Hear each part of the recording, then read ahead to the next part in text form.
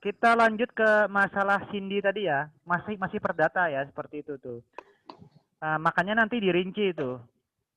Siapa lagi yang pengen nanya nih masalah perdata nih? Sebelum saya ke pidana, siapa? Siapa yang perdata? Yang perdata siapa? Saya Pak, termasuk. Siapa Pendi? Silakan Pendi, tanya. Belum Pak. Belum, Belum apanya ada belum? pertanyaan. Belum ada pertanyaan. Kalau Pendi tentang ini kan, tentang perusahaan kan? Iya Pak, benar. Nah, itu rinciannya dapat sudah belum? Rincian. Rincian untuk ini rumusan bab 2 apa? Judulnya, rumusan masalahnya. Sebentar Pak. Oh, bisa lupaan sudah, makanya seminar proposal. Hubungan hukum atau apa? Pak, bukan lupa Pak. Apa tuh? Tentang apa tuh? Hubungan hukum atau kedudukan para pihak tuh?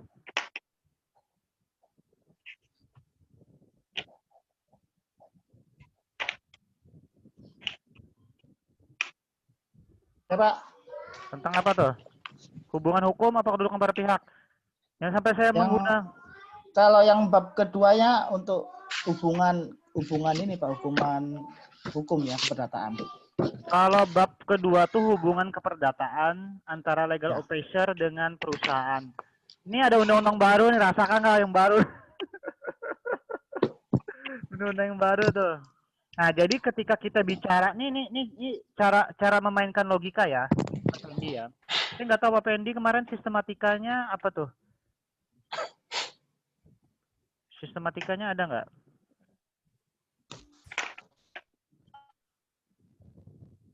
Nah, hubungan keperdataan aja kan, masih umum aja kan. Nah, jadi gini tuh, ketika kita bicara hubungan keperdataan, Pak Pendi itu pasti yang muncul apa nih di alam pikiran Pak Pendi ketika bicara hubungan keperdataan? Apa nih Pak Pendi yang muncul dalam pikirannya? Jangan-jangan kosong masih. Ini Pak, kalau saya ini apa? Kan harus 2 tuh, minimal 2 tuh. Bisa one prestasi Pak, juga bisa. Kenapa bisa one prestasi, tiba-tiba one prestasi bicara muncul, gimana kisahnya? Ketika bicara kalau ada salah satu dari perusahaan mungkin ini Pak, mungkin lagi dari perusahaan ada hak atau dari perusahaan yang terlewati, mungkin kan itu kan bisa masuk one prestasi juga itu. Enggak seperti itu nih. Ini teknik pengacara ya. Ini teknik pengacara, teknik legal officer, teknik legal advisor, seperti ini itu cara berpikirnya. Ketika bicara hubungan hukum, itu pasti bicara bentuk hubungan hukumnya apa dulu. Ini bentuk hubungannya apakah perkawinan? Apakah merger? Apakah sewa jasa? Apakah perjanjian kerja? Nah, tentukan dulu tuh bentuk hubungan hukumnya, Pendi itu. Kalau saya rencananya ini Pak, perjanjian kerja Pak. Nah, berarti apa tuh? Berarti bicara bentuk hubungan hukum perjanjian kerja. Kan nggak mungkin bicaraan prestasi. Bicara bentuk hubungan hukumnya aja belum nggak jelas. Nah, seperti itu logika berpikirnya kan? Seperti itu. Kalau udah dapat bentuk hubungan hukumnya, baru kita bisa bicara dia ini one prestasi atau tidak gitu. Nah, seperti itu gitu. Ini sama aja orang bicara cerai tapi kawin aja belum, masa bicara cerai? Kan nggak mungkin kan? Kawin dulu baru cerai. Seperti itu logika berpikirnya. Iya kan? Seperti itu tuh. Gitu tuh cara melatih logikanya tuh. Nah, bicara bentuk hubungan hukum di mana-mana ilmu hakim pun gitu juga tuh. Ketika Pak Pendi menyatakan seseorang one prestasi, pasti yang dibuktikan dulu, ada nggak perjanjiannya dulu? Kalau perjanjiannya ada dan terbukti, baru kita bicara one prestasi. Ini apa bicara one prestasi, apa yang dilanggar, perjanjiannya aja nggak ada. Nah, seperti itu tuh logika berpikirnya tuh Pendi. Seperti itu ya cara merincikannya tuh, itu dalam konsep perdata. Sampai di sini yang perdata ada yang ditanyakan lagi? Cara ngelatih logika tuh seperti itu, sederhana itu aja ya. Aduh nih, aku putus dengannya, putus apanya, pacaran aja belum, putus lah. Ya kan nggak mungkin seperti itu tuh. Nah, ada yang tanya kan? Perdata, Herman nih perdata apa pidana nih Herman nih? Perdata, Pak. Perdata, gimana sampai di mana nih? Tentang tinjauan yuridis perjanjian kerja waktu tertentu di bidang keamanan, Pak. Oh, Judulnya. panjang banget judulnya. Tapi itu dirinci nggak saat menulis pembahasan bab 2? Atau langsung aja, langsung blok tulis aja, tulis bright aja, hantam aja sudah nih? Hah? Tematikanya Apa tuh? ini pekerjaan waktu tertentu di bidang keamanan, Pak. Apalagi? Terus yang kedua, Nah, kedua cari-carian nih. Berarti belum lagi nih. merangkap jabatan, Pak. Bisa rangkap jabatan dan sebenarnya. Oh, rangkap. Iya. Betul bisa. Apa nih tentang BUMN kah? Enggak, Pak. Seperti satpam, Pak. Security. Oh, iya. Dia rangkap jabatan apa tuh security? Direktur. Merangkap bagian gudang, Pak. Iya, betul. Oke, kita sekarang masuk ke pidana. Pidana ini saya ambil contoh punya Hayabusa ya. Hayabusa mana nih Hayabusa? Ica mana Ica nih? Hadir, Pak. Nah, jadi Hayabusa itu ninja di Dead or Alive. Hayabusa. Saya sering main game itu, saya pakai Hayabusa tuh, main game online tuh. Hayabusa. Nah, kalau Zabuza kan beda lagi. Zabuza kan musuh Naruto. Ini contoh pidana ya. Contoh pidana nih punya Ica nih. Punya Ica nih ada perubahan judul atau apa tuh? Dirubah atau enggak? Kada, Pak. Insya Allah itu aja tetap, Pak. Kadang orang kenapa judul itu bisa berubah karena saat ditanya oleh dosen, dia tidak bisa mempertahankan atau dia mau nih bolak-balik terus nih, iya hanya pada dosen selesai urusan. Ada juga kayak itu Ibnu nih. Ngalu kepala ulun Pak, kalau balik. Gak harus gitu ya. Sarjana hukum tuh harus punya ini ya, punya tebal muka, harus punya sifat tebal muka biar dia disangiti apa, taplaknya terus ya lo. Selesai urusan. Adanya orang membunuh juga. Seperti itu ya lo. Seperti ini ya. Ini punya Ica nih. Tindak pidana memproduksi atau mengedarkan hand sanitizer pada masa pandemi COVID-19 tuh. Nah, ternyata Ica di sini waktu saya gali keresahannya dia mengemukakan 3 pasal tuh. Iya kan, Ca? 54, 55, 45, 44 atau apa? Itu sekitar itulah. Nah, ini dia mengeluarkan 3 pasal, tapi kalau dituliskan panjang di judulnya. Nah, ini kan Ica ini bicara unsur-unsur tindak pidana memproduksi dan mengedarkan. Ternyata ada 3 pasal yang mengatur tuh. Nah, pasal 44, 45, 46 tuh ngatur tuh. Dia sebutkan. Nanti di sini Ica jelaskan tuh. Nah, pasal unsur-unsurnya apa nih? Apakah perbuatannya, apakah kesalahannya, apa gitu. Dijelaskan tuh. Ini namanya teknik orang kejaksaan, Ca. Teknik orang kejaksaan, apa segala macam menyusun dakwaan tuh seperti itu tuh. Dia misalnya satu pasal tuh dia pecah tuh. Unsur-unsurnya apa tuh? Ini termasuk unsur kesalahan, ini termasuk unsur kesengajaan. Nah, gunakan pendapat ahli itu, Ca. Ini saya jelaskan kerangkanya, nanti saya jelaskan barang jadinya ya. Nah, kemudian pertanggungjawaban pidana. Nah, kita lihat nih logika Ica nih. Kemarin tuh siapa tuh? Oh, punya Pak Aryadi ya. Punya Pak Aryadi itu dia kan tindak pidana sandung kan. Nah, rumusan masalah pertama kesadaran, rumusan masalah kedua pertanggungjawaban pidana. Gimana ceritanya tuh? Kesadaran masyarakat berbicara tanggung jawab pidana. Enggak sinkron. Nah, sekarang kita bedah punya Ica. Nah, dia mengatakan nih tindak pidana atau bukan, dia lihat dulu nih unsur-unsur tindak pidananya, memenuhi enggak? Baru keduanya dia bicara pertanggungjawaban pidana. Nah, dia pecah nih.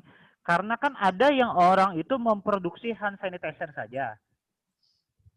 Ada yang mengedarkan, ada yang distributor, ada yang tangan kedua, ada yang tangan ketiga.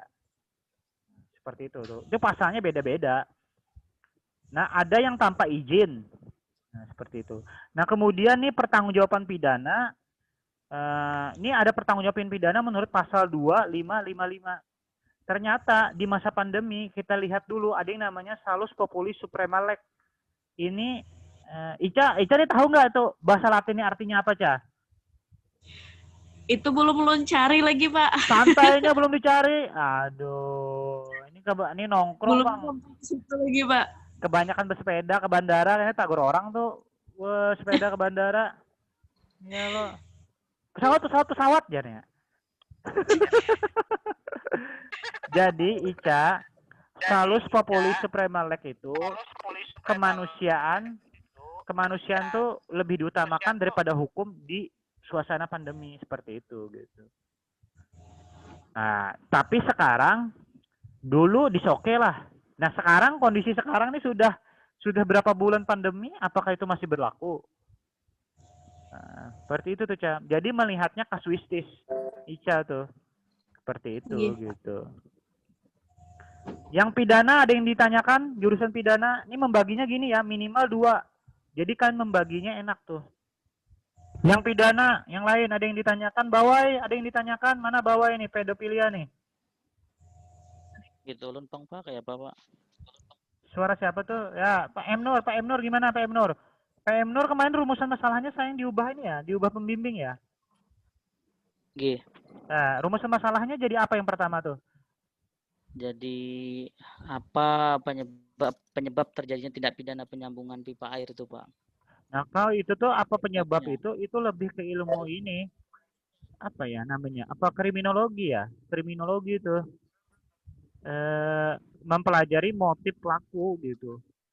Nah, kalau saya lebih setuju kemarin tuh unsur-unsur. Itu lebih gampang loh buat Pak M Nur tuh, bukan sulit.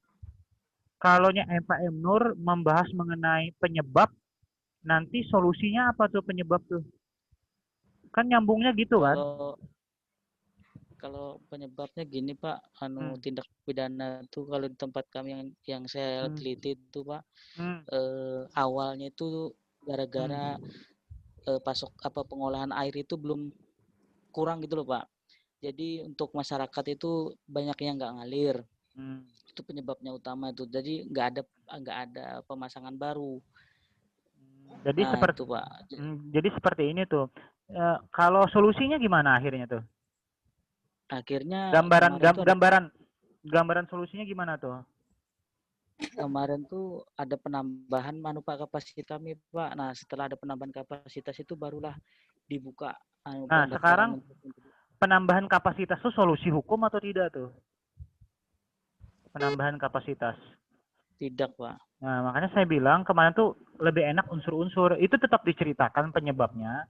Tapi kan unsur-unsurnya apa gitu. Unsur-unsurnya misalnya dia benda air, misalnya air tuh benda bergerak atau benda tidak bergerak tuh.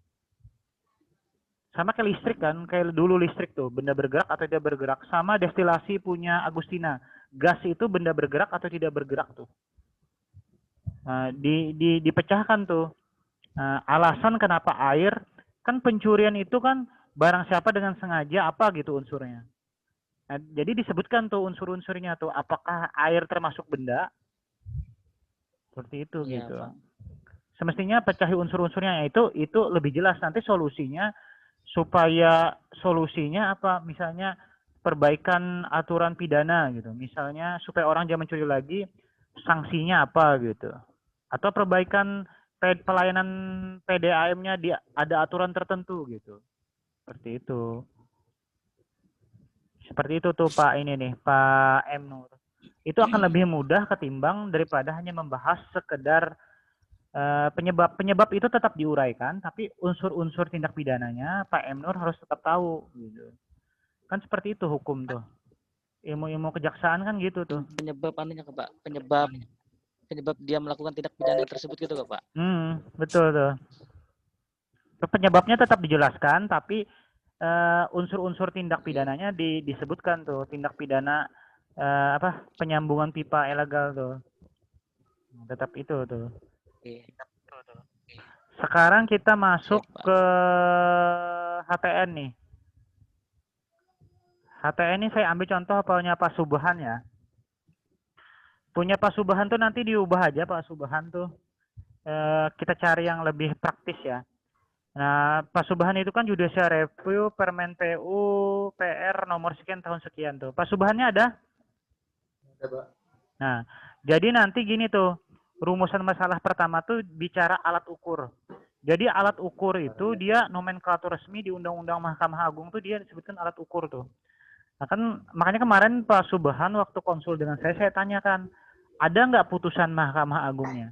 Ada aja, saya lihat kirimin.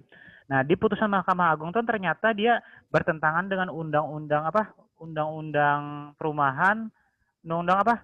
Pak Subhan? Undang-undang itu Pak, UMKM. UMKM. Undang-undang apa lagi? Terus undang-undang jasa konstruksi. Nah, jasa konstruksi, Perpres pengadaan barang jasa kan? Lalu Perpres pengadaan barang jasa. Nah, itu nanti dijelaskan tuh bertentangannya dengan apa, pasal berapa. Nah, Pak Subhan setuju nggak itu bertentangan? Misalnya setuju bertentangan, jelaskan Setuju alasan banget, Pak. setujunya apa. Tapi kalau tidak setuju, jelaskan. Tapi saya harapkan Pak Subhan tuh punya alasan yang berbeda. Misalnya setuju, tapi dengan alasan yang berbeda gitu. Nanti ya Pak Subhan ya. Misalnya Herman itu ganteng. Herman ganteng kalau kata Pak M. Nur karena hidungnya mancung. Nah, Pak Subhan beda jawabannya. Saya bukan hanya karena hidungnya mancung, tapi dia Karena Sandy, Pak. karena dia misalnya Herman karena Herman kayak pemain India. Oh, ya kan? Tapi nangkap maksud saya ya, alasannya beda kan? Masuk, Pak. M. Nur alasannya hidungnya mancung, Pak Subhan alasannya karena Herman kayak pemain film India. Seperti itu gitu.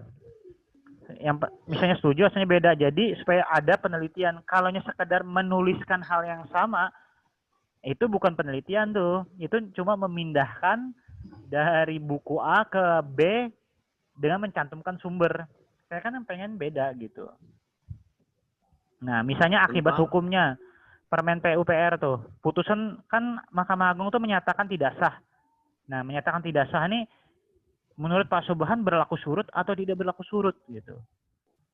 Nanti kalau misalnya berlaku surut, berarti urgensinya harus besar banget kan? Dan itu sangat luar biasa dampaknya kalau berlaku surut tuh. Cocoknya apa tidak berlaku surut? Nah, kemudian sifat erga omnes. Erga omnes tuh dia yang menggugat meminta A, tapi dia berlaku untuk semua, mengikat untuk semua. Itu yang disebut dengan erga omnes. Sampai di sini ada yang tanyakan HTN? Intinya harus dirinci ya. Siapa itu? Dharma. Senli ya? Dharma, Pak. Senli. Kenapa bisa Dharma? Betakon? Aduh. Ya apa selalu ganti juga. Oh iyalah. Ya Dharma silahkan. Saya serius aja ya, nggak bercanda tadi ya. Yeah. Ya silahkan Dharma. Sama salon ini terdiri dari berganti pakai apa, Pak? Awah. Jadi nih Dharma nih catatan buat Dharma ya. Dharma ketika ditanya Pak Hartono, ini HAN hukum administrasi bukan HTN, semestinya Dharma jawab kayak gini. Pak izin Pak ngejawab Pak. Sebenarnya induk dari HAN itu adalah HTN gitu. Bedanya hanyalah kalau HTN membahas negara dalam keadaan statis atau diam, kalau HAN itu membahas negara dalam keadaan dinamis atau bergerak. Seperti itu gitu. Jadi kalaunya HTN dia membahas organisasinya aja. Itu punya Pak Subhan tuh sebenarnya HAN juga. Karena dia membahas negara dalam menjalankan fungsinya. Kan fungsi pengawasan tuh dari Mahkamah Agung Judicial Review. Nah tuh chat dari Pak Julkipli itu ke saya WA tuh. Ada atlet MMA di kampus kita Pak ya. Siapa pula atlet MMA nih di kampus kita Pak Jul menchat. Herlin Pak. Herlin Pak, Herlin. Iya Herlin kah? Iya bujur lah, Herlin lah. Oh perlu sparring dengan saya nih Herlin nih. Mana sparringnya Pak? Bawai ketawa banget bawai belum cepat aja bawai. Sikat Pak, sikat. Saya sukanya MMA ini ada banting gitu nah. Ada langsung pukulnya banting. Ya kan? Banting kayang segala macam Macam aja gayanya ya lah MMA nih. Mantap. Itu ada Kembali Cetto belakang, Zulkifli. Pak. Ada Cetto Zulkifli. Iyalah baru sadar saya ngeliat aneh ya Herlin ya MMA ya. Iya harus jadi atlet. Harus jadi atlet lah. Perempuan harus bisa ngelindungi cowoknya ya kan. Nah, ya tuh Pak Ai. Iya tuh. Lin, aku bisa aja melindungi kamu, Lin. Aduh, Ansor lagi bersuara, ada aja bersuara. Ansornya bisa nggak di-kick dari grup inilah? Kick, Pak. Jangan, Pak. Jadi seperti itu. Nah, ini Dharma ya, Dharma Erlangga ya. Ketika ditanya, mahasiswa terus jawab seperti itu tuh.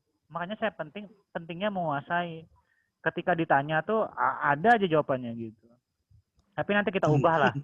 Kalau mintanya misalnya wewenang itu terlalu berbau HTN, kita ubah aja pengaturan gitu. Gampang lah itu bisa diubah tuh.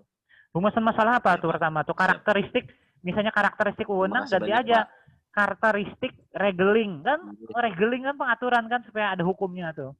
Seperti itu aja karena hukum tuh ibaratnya bahasanya gimana ya? Sekali begelek ke kanan dia jadi perdata, begelek ke kiri dia jadi pidana. Begelek ke tengah antoy-antoy. Nah, itu dia jadi ATN. Seperti itu tuh. Harus seperti itu orang hukum tuh. Seperti itu gitu. Jadi nggak perlu nanti japri saya lah Dharma. Nanti yang wewenang ganti pengaturan kan karakteristik wewenang jadi karakteristik pengaturan. Rumusan masalah keduanya apa tuh? Apa tuh rumusan masalah keduanya tuh? Yang baru ke yang lama, Pak? Yang baru tuh siapa sih ngubah tuh? Iya nih. Iya betul juga. Apa yang kedua? Rumusan masalah kedua batas wewenang. Nah, batas wewenang. Nanti batasan pengaturan gitu aja udah selesai kan? Iya. Seperti itu makanya saya bilang sebenarnya ya yang punya subahan Pak Subhan tuh Han juga tuh karena dia negara dalam menjalankan fungsinya. Kalau organ negara diam aja, nah itu baru HTN. Seperti itu. Cuma Dharma mungkin mestinya menguasai banyak-banyak baca buku komik lah mestinya Dharma Erlangga ya. Sampai di sini ditanyakan sebelum saya kasih contoh cara nyusun kalimat. Pak Haji Ansar sudah melapas kupiah nah. Si Dian sudah melapas kupiah udah Pak Haji Ansar. Pak, Rory izin nanya, Pak. Ya, silakan. Kalau rumusan yang terbaru apakah konsep teoritisnya dirubah juga, Pak? Ngikut gitu Pak, apa tetap pakai yang dulu aja? Kenapa Pak Kerangka Subhan? teoritisnya Pak. Kalau seandainya rumusan masalahnya kan ini diminta lebih di dalam lagi Pak, yang terbaru kan Pak tindak lanjutnya. Apakah kerangka teoritisnya juga mengikuti Pak? Nggak harus. Kalau bisa sih yang itu aja gitu. Iya kan capek juga kan, yang ini aja capek nama-nama masalah aja mau ubah. Ya, Cuma saya bilang mahasiswa hukum terus pandai berkelit lah, bukan berkelit. Dia berpindah sedikit aja, tapi tidak mengubah inti gitu. Ngerti maksud saya ya? Tidak merubah inti gitu. Seperti itu gitu. Kita masuk ke ini ya, masuk ke cara nyusunnya langsung nih. Maksud ke cara inti, saya ambil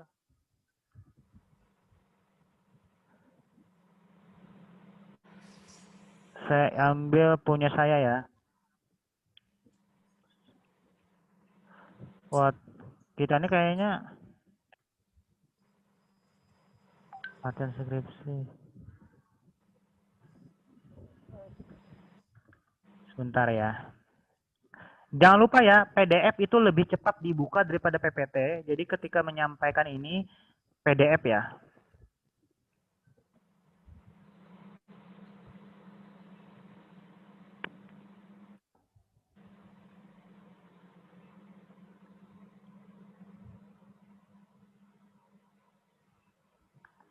Share screen dulu. Oh, ada Padegan ya. Padegan ada nih, lagi isolasi mandiri ya Padegan ya. Betul. Kelihatan gambarnya? Kecil banget. Kelihatan?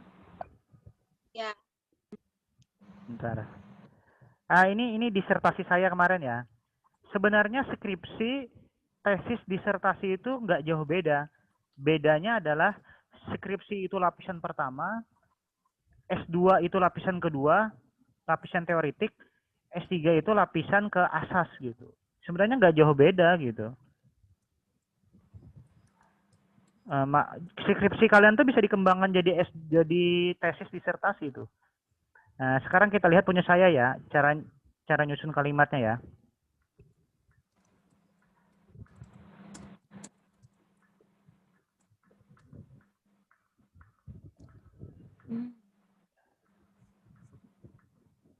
Nah, seperti ini tuh. Ini daftar isi saya ya. Nanti kalian sesuaikan daftar isi ini ya. Daftar isi dari pedoman skripsi. Nah, seperti ini nih. Pendahuluan. Tapi ini, nah ini seperti ini contohnya misalnya nih. Nah, seperti ini nih. Misalnya bab perumusan masalah kedua. Nah, saya bagi supaya enak menjelaskannya. Supaya enak menjelaskan dan orang pun ngelihat bahwa ini orangnya serius gitu. Saya tentang rasio desidendi putusan Mahkamah Konstitusi tuh. Saya bagi tuh sub isunya ini segala macam tuh. Nah, demikian juga dengan ini nih. Nah, asas-asas. Nah, kalau S3 kan asas-asas tuh. Nah, dibagi. Kalian kan nggak sampai ke situ gitu, nggak sampai mendalam gitu. Nah, makanya gini-gini nih. Nah, sifat pengawasan apa segala macam. Seperti itu ya, paham ya? Cara bikin tabulasi nanti tuh. Nah, sekarang kita cara nganalisa ya.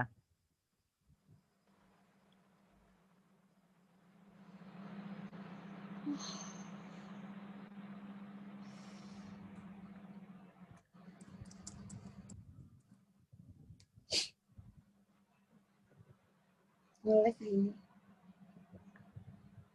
Loadingnya.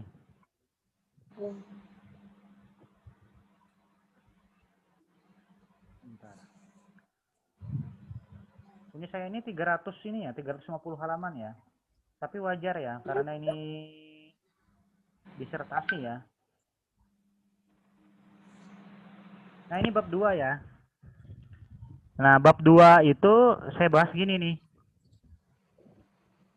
Tapi ada kalimat pembuka ya. Ada kalimat pembukanya tuh.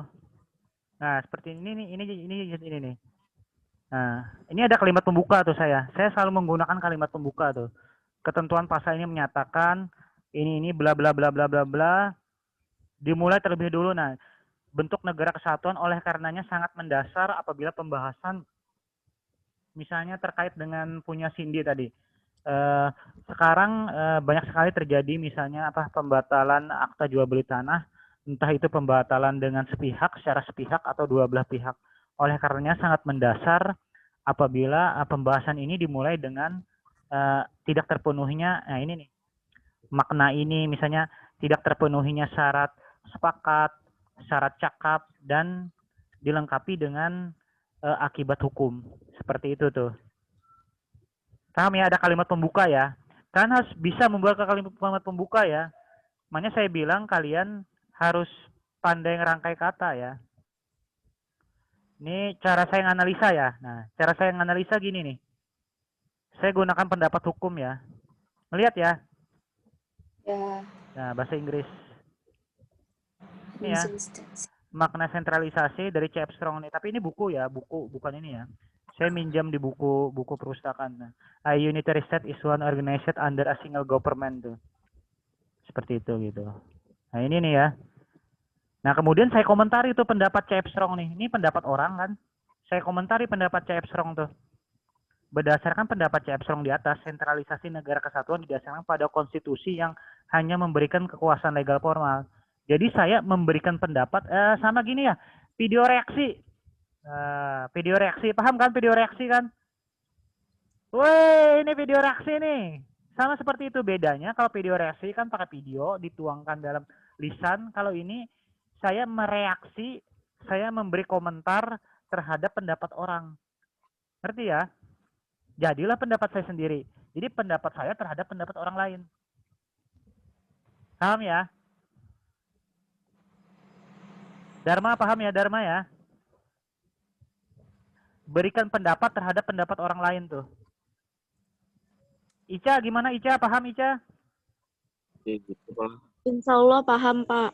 Nah, mengalihkan insya Allah nih sudah. Coba ulangi kalimat saya, Ca. Itu bagaimana teknik saya nulis tuh? Harus diawali dengan kalimat-kalimat pembuka. Intai anai. Terus? Nah, hilang am kalau. Wah, udah hilang. Ada. Saya udah beralasan sama sekali hilang. Terus apa lagi, Ca? Ini kan pendapat orang nih saya kemukakan nih. Saya komentari pendapat orang tuh, Ca. Ya kan?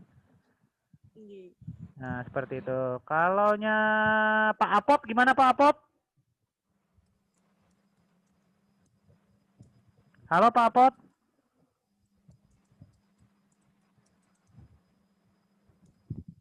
Ansor mana Ansor nih, Ansor? Mengopi Ansor, Pak. Ansor mau ngopi aja Ansor nih. Enak kan diingat. Ditakoni orang. Siap salah, Pak. Siap salah, tapi tetap aja. Ini Ansor, nih gimana nih, Ansor? Iya, Pak. Ngerti nggak caranya nyusun analisa? Ngerti, Pak. Ngerti, coba ulangi kalimat saya. Setiap intinya kutipan harus ada kata-kata pembuka. Ya. Kata pengantarnya, Pak. Yang analisa, yang cara saya nganalisa.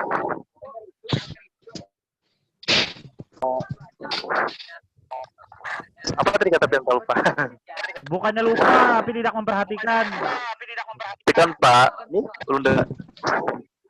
Ansor, kalau nggak multitasking, pilih salah satu. Kecuali Ansor bisa multitasking, bisa menjalankan 3 aplikasi sekaligus. Nah, nongkrong, memperhatikan saya, atau segala macam. Nah, silakan. Ini Herman nih, kayaknya Herman ini belajar bujur-bujur nih. Ini Herman, gimana cara saya nganalisa?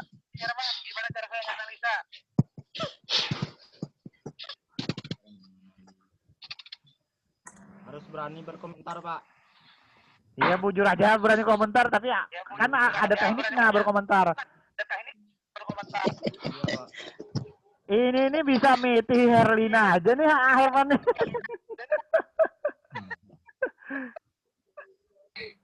Jadi gini ya Herman ya, Pak Herman semuanya ya. Ini ketika saya menganalisa, saya uraikan pendapat orang dulu nih.